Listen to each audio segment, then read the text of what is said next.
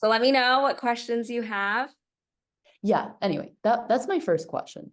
If you have So any you're thoughts. asking if it's too soon to start reaching out to professors about whether, like, about your research interests. Yeah, and essentially, how much, follow-up question, how much do I tailor my research interest to like what they're doing? Like, Hmm. I know it doesn't have to be like a perfect fit in terms of like we're doing the exact same work, whatever, but how far is too far, you know?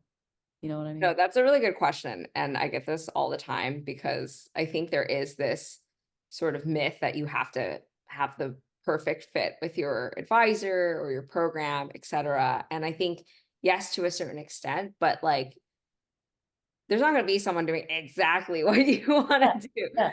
So, to answer your first question about timing, I would say that yes, it is a bit early now to reach out to professors in general, because it's still May and you're probably not applying until fall. So, I think according to my timeline that I provide, I generally reach out to professors, or I reached out to professors in like September, late September was when I started.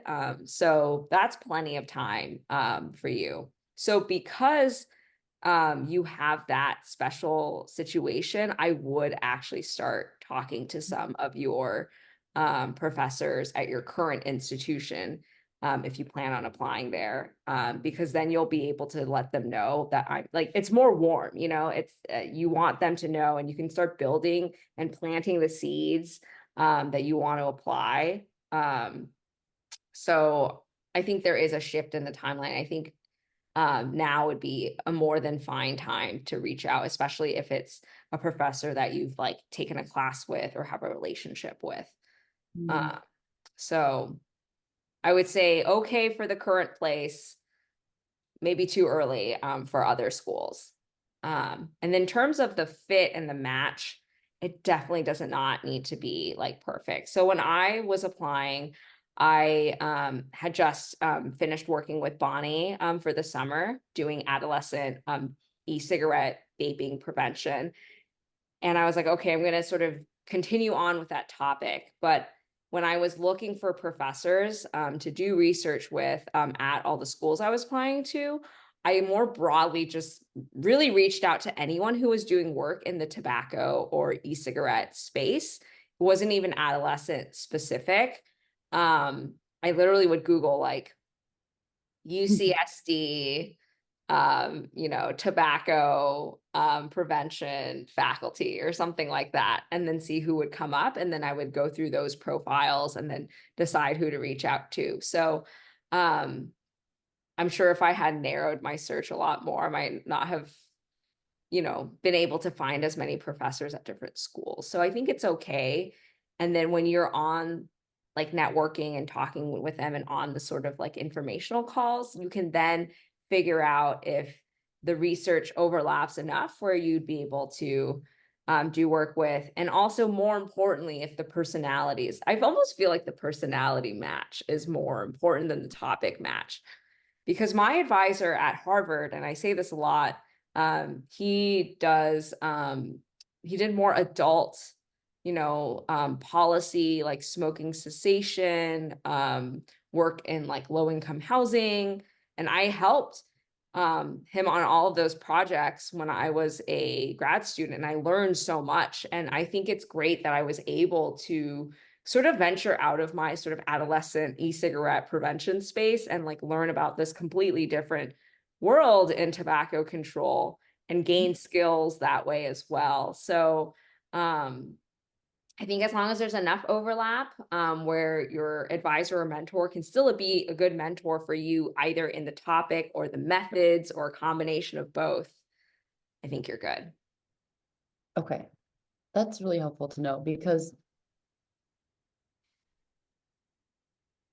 I can't tell if my interest is too specific, and I don't want to apply to programs saying like I'm gonna do this and then like it being too narrow, but I'm actually interested in it when I can just take a step back and be like, I'm interested in, So yeah. what you could do is like, and this is the case. So like let's say your main mentor is sort of like, then what you do is your advisor is on your dissertation committee, and then you invite like an expert at another university to be your sort of like outside co-mentor, which they allow on dissertation committees. And then that's your way of bringing like an outside, like you can still basically form a dissertation committee that includes experts in the field that are more niche, that if your advisor doesn't have that exact specific niche expertise, you invite the outside people to sit on your dissertation committee. And that's actually, I think, a great way to learn as well. That's a great idea. I feel like I'm thinking too locally when I should just think like how, because if when you're applying or when I'm applying, it feels like the dissertation is like what I'm like walking into the program with, but that should not be the case. Or it's like I need to be just broad and general as much as I can, right?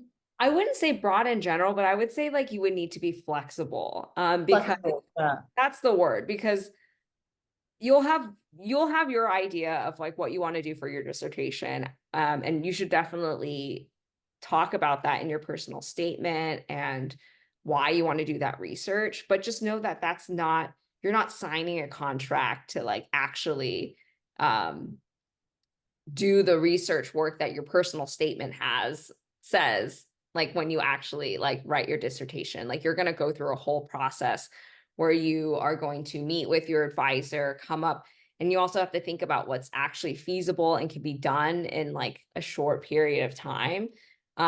So there's a lot of factors that will go into play. And I think what I wrote about in my personal statement is like not exactly what I did for my dissertation, and no one's sitting there like cross-referencing the two. So yeah, I would just say like you still want to be like specific and innovative in sort of your niche area, but don't feel like you have to pick a topic now and that's what you have to do for the rest of your time in your PhD. Okay. That makes sense. And you I can was honestly do whatever you want. Like you don't have to do exactly what your advisor is doing. You can kind of like, that's the beauty of a PhD, is like if you're at an institution and you're like, or at a school and you're like, oh no, no one here is doing exactly what I want, let me go collaborate with this person at another, like that's kind of what I did too, is I worked with people. Even though I was at Harvard, I had collaborators at Boston Children's Hospital because I wanted more kind of adolescent health, kind of like what Bonnie does, work in my research. And I just had to go out and sort of look for it myself. And that's kind of, again, the beauty of a PhD, is you can explore and network and do things that are outside of your actual PhD program too. Yes, that is a really good point. Okay. Yeah, it felt like it had to be like a match that was made sense in the, but I see what you're saying. So that's helpful to know. Yeah. I was gonna mention I'm making like a list of like the programs and the faculty and all the deadlines. And that could be a big enough connection where she's not doing the exact same thing, but I can ask my own questions, right? Like that's Yeah. kind of That okay. sounds like a good match to me. I think, and this can be hard, is because I don't know why they make us think this way, that it has to be the perfect match. Like everything has to be Yeah. exact. Yeah. And you get sometimes like analysis paralysis. Oh, this is my husband, by the way, who's coming. Um, yeah, you can get analysis paralysis by like feeling like you have to only like reach out to and apply to programs that are going to be the perfect fit for you. So then you spend all this time like, oh no, like, should I reach out? I think the point is you reach out, because Okay. I think sometimes the other important thing is these faculty and professors, they might be doing research that you don't even, that it's not Mm, listed on their bio, or like yeah. it's not super clear that is like their main body of work. They might have like a side project that they're working on that is exactly kind of like what you want to do. And you won't really know that unless you start actually talking to these professors. That's kind of what happened with me and Bonnie, actually, as I reached out because I thought she was doing sexual health work, which she was doing a long time ago and was still on her Stanford bio.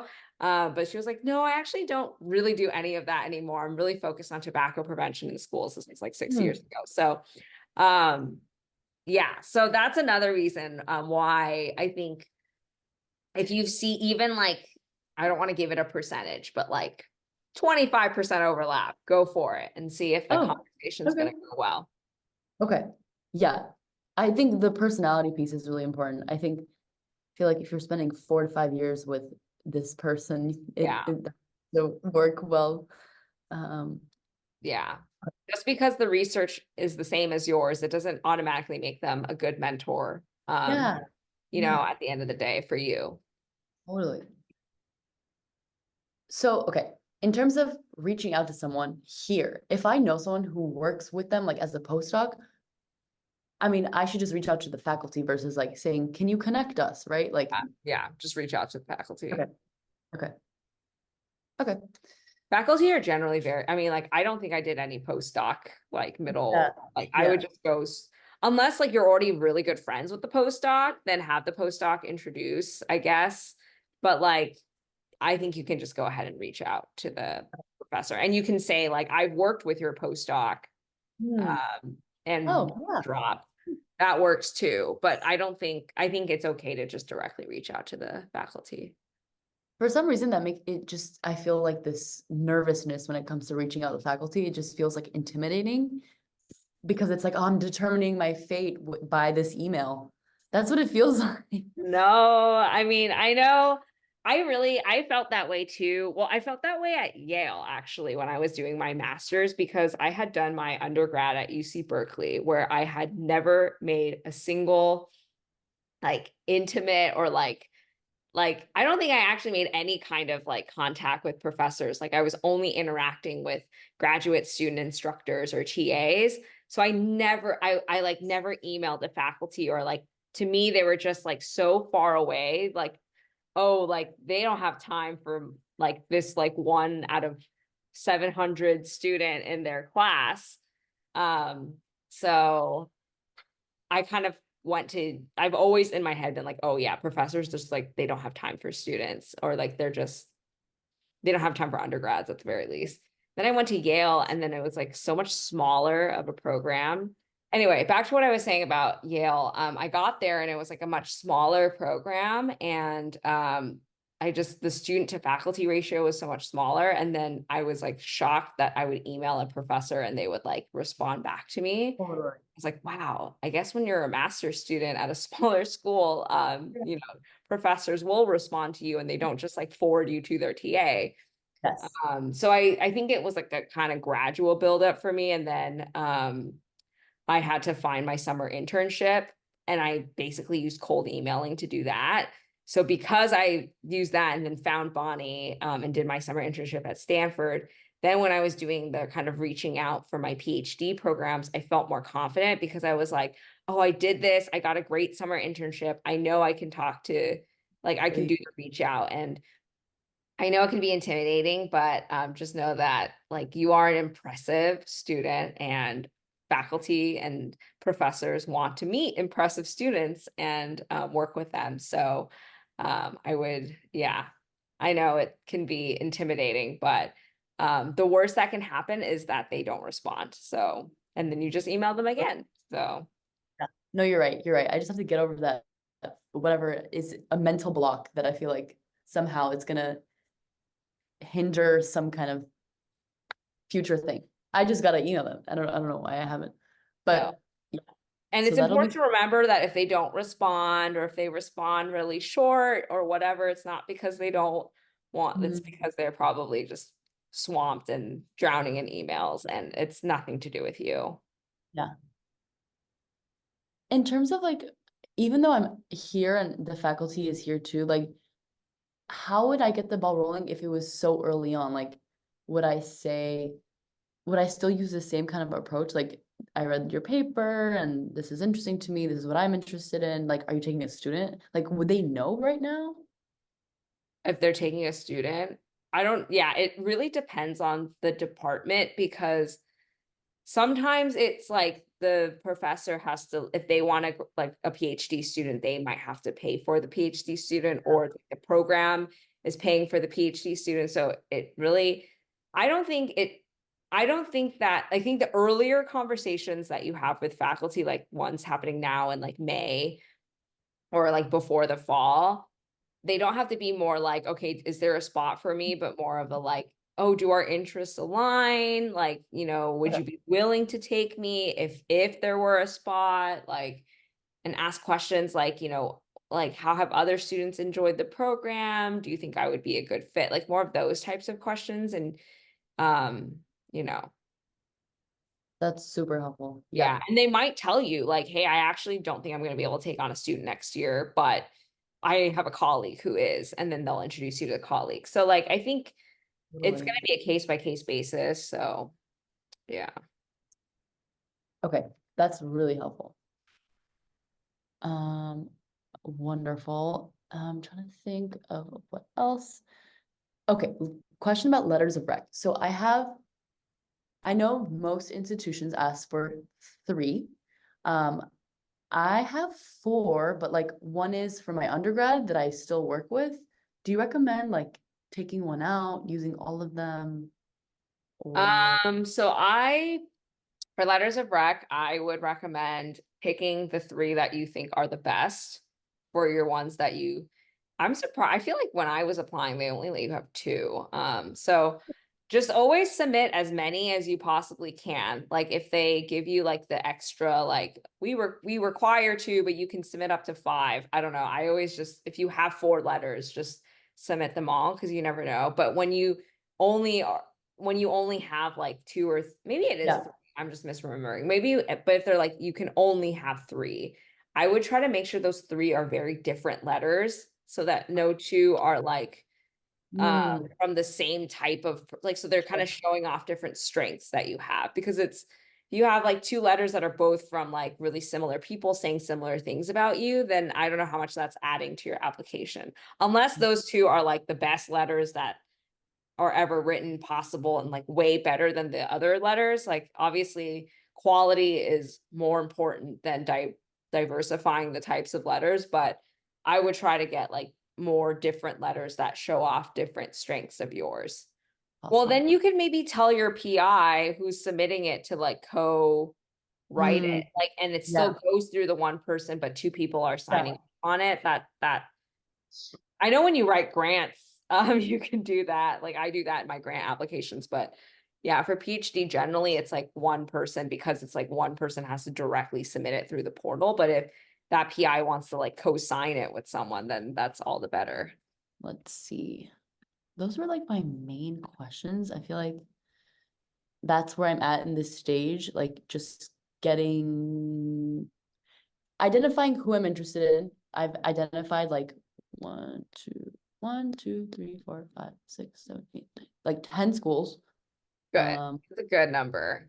Yeah. that feels right. Like I don't want to apply somewhere that I don't see myself going to at this point. So Yeah.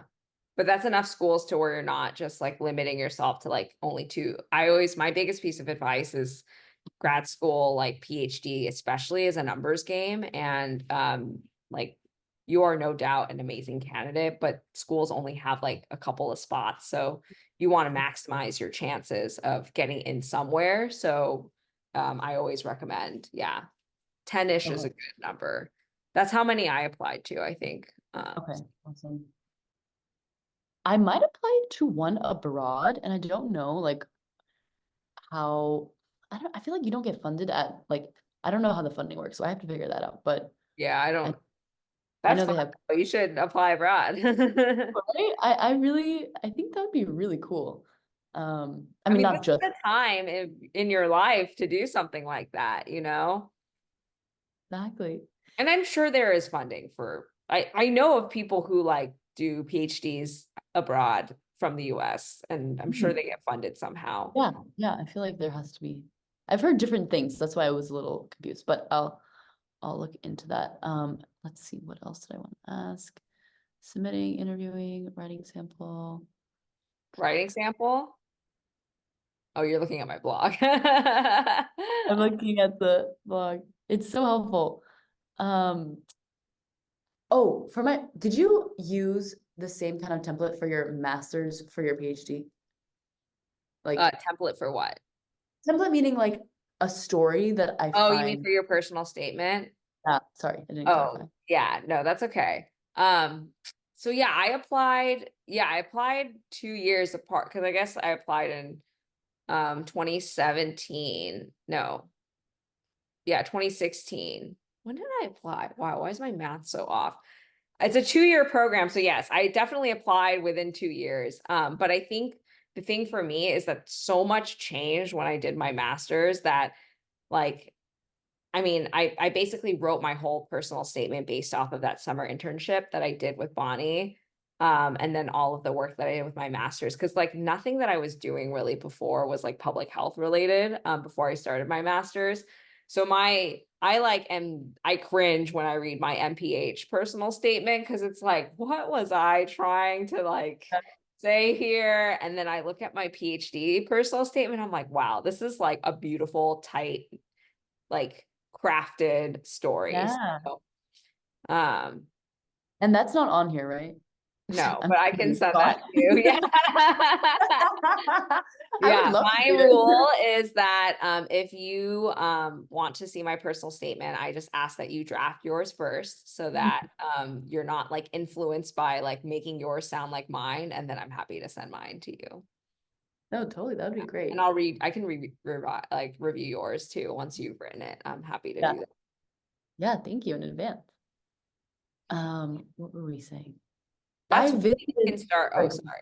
No, I no, was go gonna say for it. that is one thing you can start early if you want, is like outlining your personal statement and thinking, and Yeah. it's good that you have the master's one Mhm. to build off of. So Yeah. I would start there, and that's way Yeah. better than starting on a blank page. So yeah. Yeah. Yeah, Uh, use the if you have a good hook, use it and then change the stuff because they're gonna want to know what you learned in your master's. yeah. That's like the big piece that I would like kind of like add in and kind of swap out some stuff for it. But that's definitely a huge piece that they're looking for is like, what is it that you gained in your master's that has now made you ready for this PhD? Yeah, I mean, it's still very early. I think it's great that you are asking these questions now and I'm excited. yeah, Yeah. no, it's good to be excited. I think you have a really solid plan, and I like that you're applying to 10 schools. I oftentimes talk to a lot of students, they're like, yeah, I'm only applying to, 2 Ivy League places. And I'm like, oh my gosh, I mean, okay, I don't endorse that strategy, but, I think you're really approaching this in a very similar way that I did when I was approaching my search. So, and I think I have a winning approach. So, I'm excited for you as well. Thank you. I really appreciate that because I feel like it's daunting, but like I know myself and I like to take my time to like absorb stuff. So that's why I'm trying to start early as I can, as Yeah. early as I so And I it's, yeah, and just applying to PhD programs can be so like confusing too. So it's like good that you're taking the time to like, you know, reach out, talk to other postdocs, like looking at like this, different resources, like looking up professors and getting this done what you can so that you can also enjoy your summer, right? Too. but that was really That's exciting. awesome. Okay, the fact that you have a publication also, you should highlight that as much as you can in your application because that will, it doesn't, I always tell this to people, it doesn't hurt your application not to have them, but it only helps you shine if you have one. So, Yes. and you Thanks. can talk about that in your personal statement. So, if you don't already. So, Yeah, yeah. I can. Okay. Any other questions or anything else? Not right now, but if anything comes up, is it okay if I email you? Oh, yeah, of course.